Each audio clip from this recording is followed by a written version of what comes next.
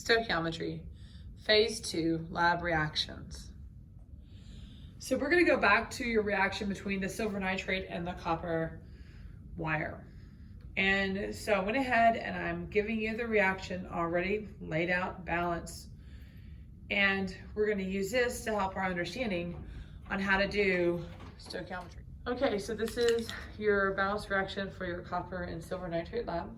And we're going to use this to do our calculations. So if I have 1.6 grams of silver nitrate, how much silver can I produce? So we're going to start like we normally do.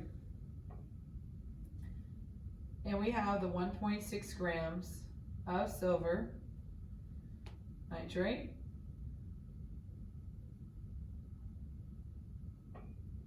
over 1. Now, what does silver nitrate weigh? We have silver plus nitrogen plus 3 times oxygen. Silver is 107.87, so let's round to 108, plus nitrogen plus 3 times 16. And when we do this,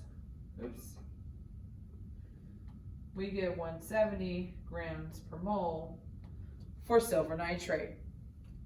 And so we're going to put the 170 grams of silver nitrate on the bottom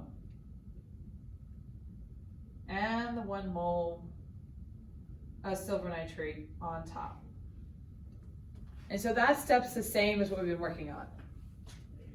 So now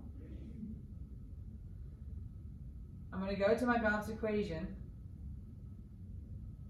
and see how I have the 2 in front of that silver nitrate? Well, that means 2 moles. And so we're going to write 2 moles silver nitrate. And we want to find out how much silver we could produce.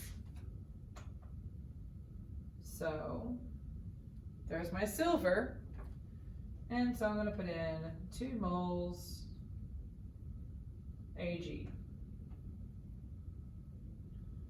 Now the last step is just like the step we've been working on. So I'm going to have 1 mole of silver on the bottom. I'm going to go to my periodic table. Silver weighs 107.87, so 108 grams of silver. And now we just need to calculate this. So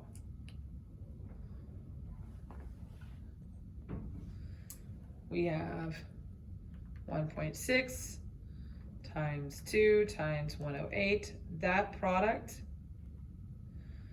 divided by the product of 170 times 2.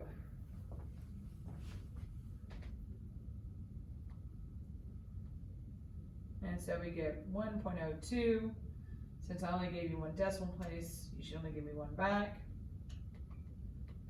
And we get 1 gram of silver could be produced with 1.6 grams of silver nitrate. So here I have 1.90 grams of copper. I'm being asked to find out how much silver I can produce. So 1.9 grams of copper over 1. My next step was to go to the periodic table and find out how much copper weighs, which is 63 grams. And now I'm back to our new step. So I go up here. There's my copper. It has a number in front of it. That means it's 1 mole of Cu. And then we're going to go check out our silver. And we have 2 moles of silver. And now we're back to our normal step. So 1 mole silver, that weighs 108 grams of silver.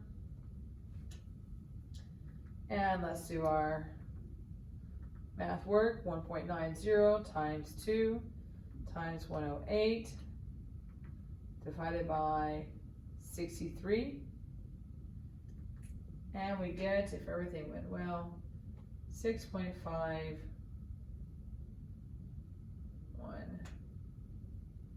grams of silver could be made. And that's our theoretical yield, because if everything works out well, That's the max I can produce. So you try this one. So let's look at the other ones you had to practice. You had 1.90 grams of copper. We found out that we could produce 10.25 grams of silver nitrate. And then we looked at if we were limited to our silver nitrate to 1.6 grams, what's the maximum amount of copper we could produce? And we discovered that we could produce 0.3 grams of copper. So the question is, why didn't all the copper get used up in the reaction? Because I didn't have enough silver nitrate. You were limited to 1.6 grams of silver nitrate. And in order to make that copper wire go to completion, you have to have more silver nitrate. So your silver nitrate is a limiting reagent in all of this. So if we compare the results, again, that 1.6 grams of silver nitrate limits the reaction. We needed about 10 grams of silver nitrate for that 1.90 grams of copper wire to completely be used up. And so the next question I asked was, well, if my copper wire went from 1.90 to 1.83 grams, how much copper was used in reaction? And you don't need any part of the conversion train tracks to do this. We simply take the difference between 1.90 and 1.83, and we find out that we got 0.07 grams of copper used. And your next question that I end with on this is, if I produce 0.4 grams of silver, what was my percent yield for the experiment? That's where we need the 0.07 grams of copper. Since that was the change of our copper wire, that should be able to tell us how much silver we could produce. And so we run this calculation from going from the copper to the silver. We discovered we could make 0.25 grams of silver.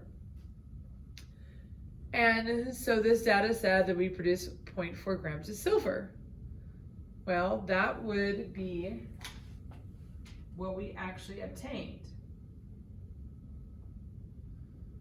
Okay, so that is our experimental.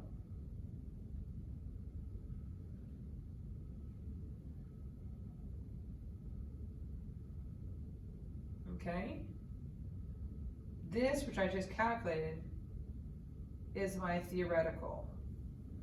And so to do percent yield, I'll do experimental over theoretical, and when I calculate that, we get 0.4 divided by 0.25 times 100, and we get 160%. Can't do. So this data that I borrowed from a team, this tells me this team did not have theirs completely dry. We still have some water in there.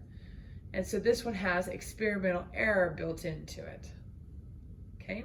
Because I can never produce more than my theoretical. So if I use 0.07 grams of copper, the most silver I can produce is 0.25 grams of copper. So that means that this team, when they told me they had 0.4 grams silver produced, they have an error.